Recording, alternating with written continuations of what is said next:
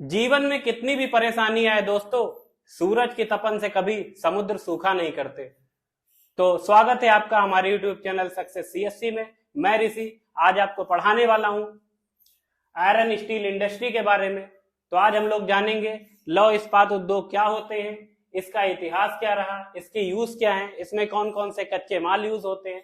साथ साथ हम लोग ये भी जानेंगे पंचवर्षीय योजनाओं के बारे में और जो भी आयरन स्टील्स हैं जो भारत में, उनसे जुड़े हुए तथ्यों के बारे में आज हम लोग जानेंगे। तो हम लोग शुरू करेंगे कि लौह इस्पात उद्योग क्या है। आप जानते हैं किसी भी आधुनिक सभ्यता की धुरी क्या होता है, उसका इस्पात उद्योग ही होता है। ऐसा इसलिए कहा जाता है क्योंकि आप जानते हैं कि किसी भी वस्तु के निर्माण के लिए क्या आवश्यक होता है, इस्पात की आवश्यकता होती है, लोहे की आवश्यकता होती है। तो हमें कहां से मिलता है, वो हमें मिलता है लौह इस्पात उद्योगों से ही।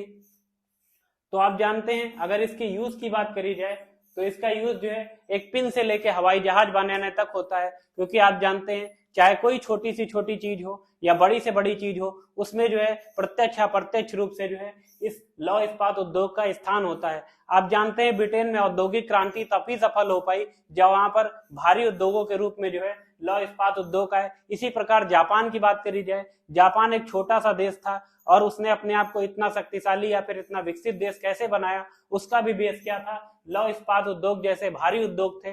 तो इस आवश्यकता को समझते हुए हमारे प्रधानमंत्री, तत्कालीन प्रधानमंत्री जवाहरलाल नेहरू ने दूसरी पंचवर्षीय योजनाओं में भारत में आधुनिक उद्योगों की नींव रखी और वहीं से लौह इस्पात उद्योग का भारत में देखा जाए स्वतंत्रता के बाद विकास स्टार्ट हुआ। उससे पूर्व में भी भारत में कई सारे लौह उद्योग स्थापित हो चुके थे। तो शुरू करते हैं हम लोग इससे यूज से। तो इसमें क्या जानते हैं, चाहे कोई छोटी सी पिन हो या फिर मोटरसाइकिल हो, साइकिल हो, पानी का जहाज हो, रेलगाड़ी हो या कुछ भी, ये सभी किससे बनते हैं, ये सभी लौह इस्पात उद्योग से ही कहीं ना कहीं प्रत्यक्ष अप्रत्यक्ष रूप से ही बनते हैं। तो कच्चे माल की बात करी जाए, क्योंकि लौह इस्पात उद्योग से हमें क्या मिलता है, स्टील के रोल मिलते हैं। आप जानते हैं कि आप स्टील के रोल हो, चद्दर जिसको बोलते हैं, वो मिलता है। साथ साथ बड़े बड़े आप गाड़ियों में चेचिस देखेंगे, चेचिस किसकी बनी होती है, ये भी किससे, आयरन या फिर स्टील की बनी होती है। अगर बात करी जाए इसमें लगने वाले कच्चे माल की, तो कच्चे माल के रूप में इसमें आयरन ओर यूज होता है।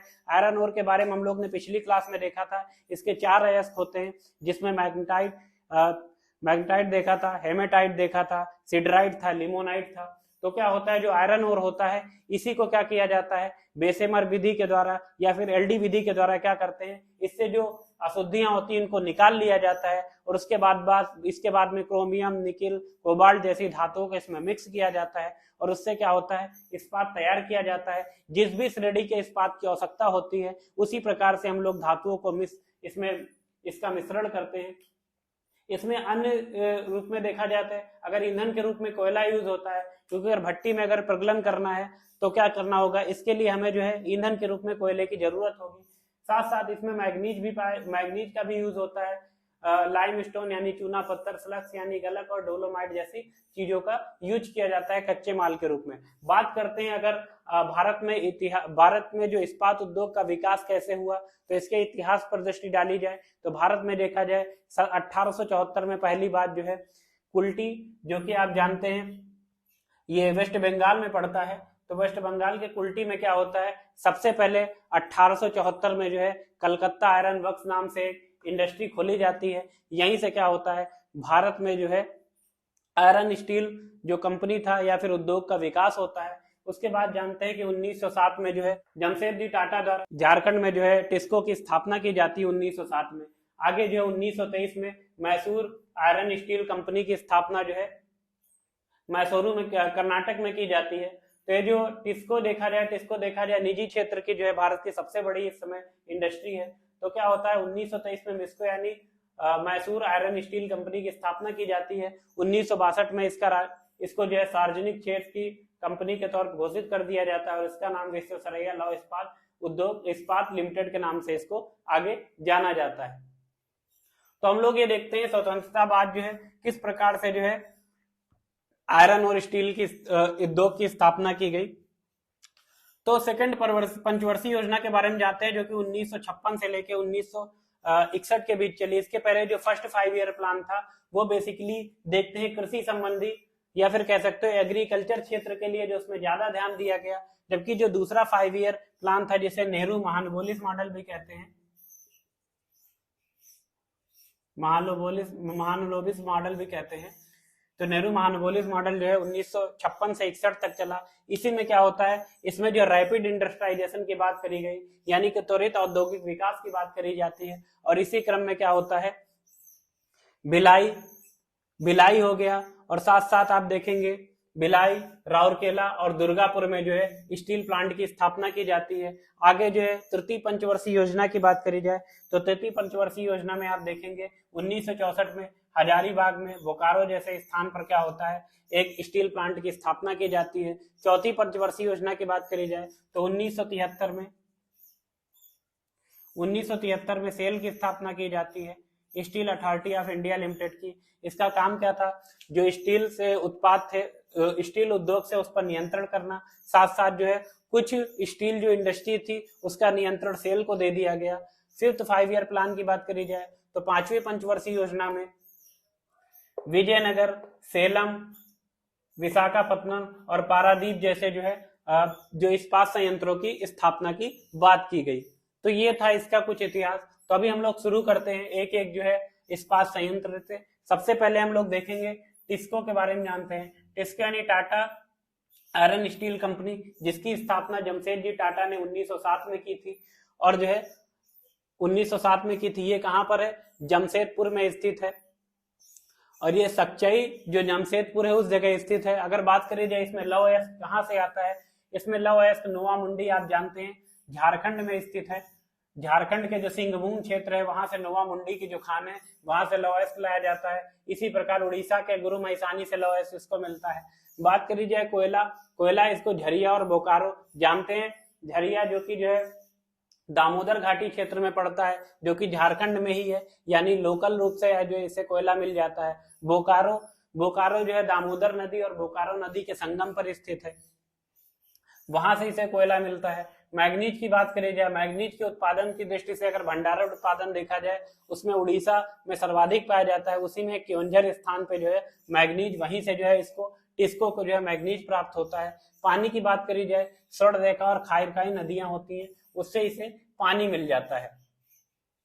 बात करी जाए सेकंड, इसी में क्या होता है, झारखंड में ही दूसरा क्या है, बोकारो स्थित है।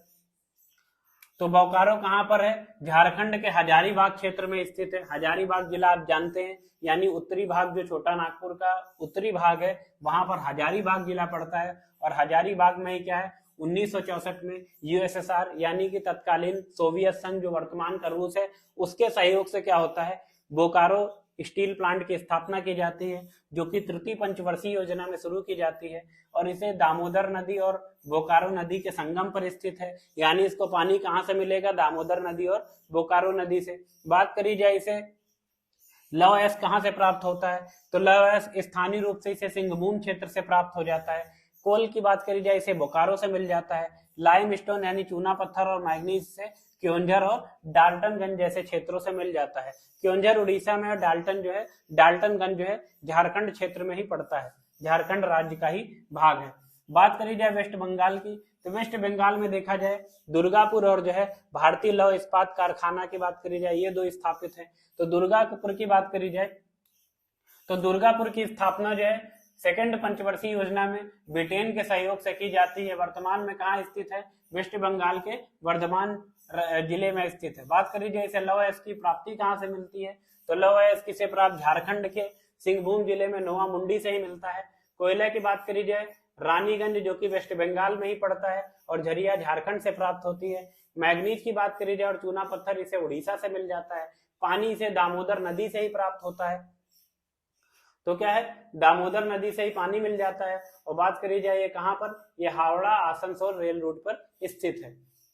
आगे बात करेंगे हम लोग जो है वेस्ट बंगाल की दूसरी यानी भारतीय इस्पात लौह इस्पात कारखाना यानी फिर इसको की। तो इसको को अगर देखा जाए 1972 में क्या किया जाता है, इसको जो है पीएसयू यानी पब्लिक सेक्टर यूनिट के अंतर्गत ला दिया जाता है, यानी भारत सरकार के पास इसकी जो है 50% से अधिक हिस्सेदारी होती है। 1874 की बात करी जाए सर्वप्रथम कुल्टी नामक स्थान पर जो है बंगाल आयरन वर्क्स नाम के जो है इंडस्ट्री की स्थापना की जाती है। दूसरी इसमें बर्नपुर है, तीसरी हीरापुर। तो आप देखेंगे इसी से क्या होता है, इन्हीं तीनों का संयुक्त रूप जो है आप देखेंगे इसको के नाम से जाना जाता है। बात करी जाए कोयले की, तो कोयला इसे रानीगंज और झरिया क्षेत्र से प्राप्त होता है। लौह अयस्क आप जानते हैं सिंहभूम से प्राप्त होता है। मैग्नीज इसे उड़ीसा से मिलता है। पानी से बराकर और दामोदर नदी से मिलता है, क्योंकि बराकर और दामोदर नदी इसी के क्षेत्र से ही होकर बहती है। बात करेंगे उड़ीसा की, तो उड़ीसा में क्या पड़ता है, पारादीप। तो पारादीप में देखा जाए 5th 5 ईयर प्लान में इसकी स्थापना की बात कही गई थी। पारादीप की बात करें जाए, पारादीप जो है उड़ीसा का एक जो है पोर्ट भी है, बंदरगाह शहर भी है। बात करेंगे उड़ीसा में क्या पड़ता है, राउरकेला। तो राउरकेला की बात करी जाए 1959 में जो है राउरकेला में जो है ये सुंदरगढ़ जिले में पड़ता है। यहां पर क्या की जाती है, दूसरी पंचवर्षीय योजना में इस इस्पात संयंत्र की स्थापना जो है जर्मनी की सहायता से की जाती है। यानी केला इससे जमुनी से मिलता है। तो आप जानते हैं जामुनी भी फल है और केला भी फल है, तो आप इसको याद रखिएगा, केला और जमुनी।